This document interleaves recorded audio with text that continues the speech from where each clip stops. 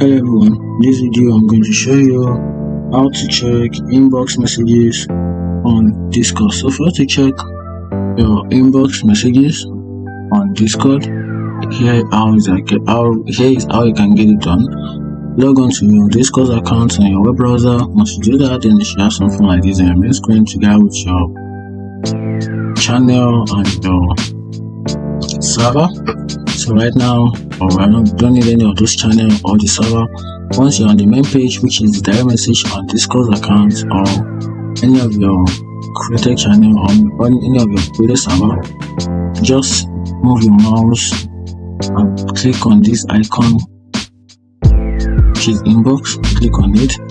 You should have your read message, and whenever you are mentioned in it, you can see you've made it through everything. But right here, and also if you have any message for you, like right now you can see add your first friend on Discord. These messages are from Discord. And if you have any unread messages, this is where you get them.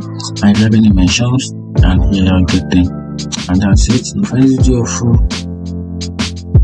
like and follow for more. Thank you.